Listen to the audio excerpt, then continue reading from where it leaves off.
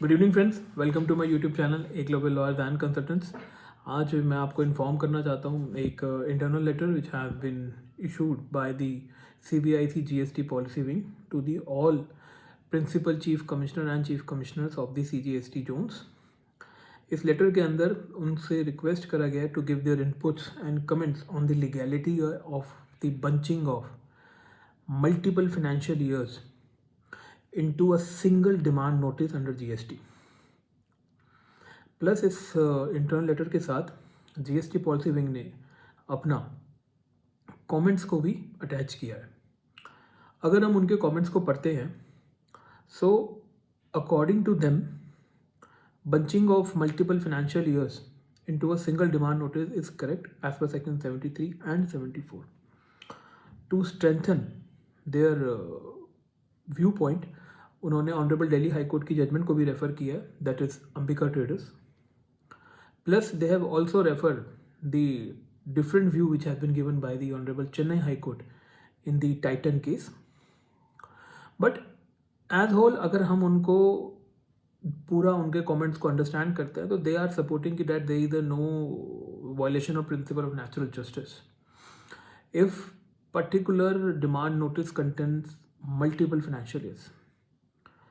But however उनके एक comment के ऊपर मैं भी अपनी पर्सनल ओपिनियन देना चाहता हूँ कि उन्होंने एक चीज़ को बहुत अच्छी तरीके से क्लैरिफाई करा है, डैट कि अगर कोई भी नोटिस जिसके अंदर मल्टीपल फाइनेंशियल ईयर्स हैं एंड उस पर्टिकुलर नोटिस से ईच ईयर की डिटेल्स को डाइसेक्ट और सेपरेट करा गया है इफेक्टिवली, मतलब हम ईच ईयर की डिमांड को कैलकुलेट कर पा रहे हैं, हम ईच ईयर से लिमिटेशन को काउंट कर पा रहे हैं, ईच ईयर के हिसाब से टैक्स पेयर रिप्लाई दे सकता है। फॉर एग्जांपल अगर 17, 18, 18, 19, 19, 20 के कोई भी पर्टिकुलर सारे ईयर्स का एक नोटिस है और 17, 18 की डिमांड कितनी है, 18, 19 की डिमांड कितनी है, 19, 20 की डिमांड कितनी है, उसको टैक्स पेयर ईजिली डाइसेक्ट कर पा रहा है, लिमिटेशन को ईजिली अंडरस्टैंड कर पा रहा है नोटिस के अंदर, then notice is valid.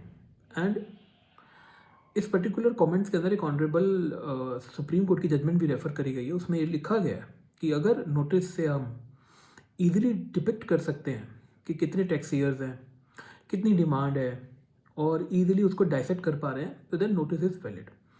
To some extent मैं भी इस व्यू को एक्सेप्ट करता हूँ कि अगर मल्टीपल ईयर्स का कोई भी नोटिस दिया गया है और उसके अंदर टैक्स पेयर ईजिली हर ईयर को डाइसेक्ट कर पा रहा है सो डैट वो अपनी एडजुडिकेशन करवा सके, लिमिटेशंस को कैलकुलेट कर सके, अपील को प्रॉपरली इफेक्टिवली फाइल कर सके, बिकॉज मल्टीपल ईयर्स का जो भी नोटिस होगा वो टैक्स पेयर का टू सम एक्सटेंट टाइम भी बचाता है।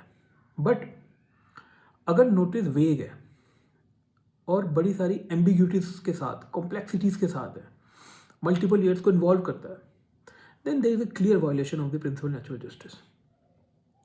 हाउएवर अभी तक मेरी नॉलेज में कोई भी reply on this particular issue आया नहीं है किसी भी प्रिंसिपल चीफ कमिश्नर का या chief commissioner of CGST zones का। अगर आता है I will definitely share with you guys. Till then इस पर्टिकुलर सर्कुलर लेटर का नंबर है 994 डेटेड 16/9/2025। आपको इसकी डिटेल लिंक में मिल जाएगी, सो टाइम मिले तो ज़रूर पढ़िएगा। It will definitely help you for in your upcoming appeals and giving the replies or even the writs. Thank you. For more legal updates, please follow my YouTube channel.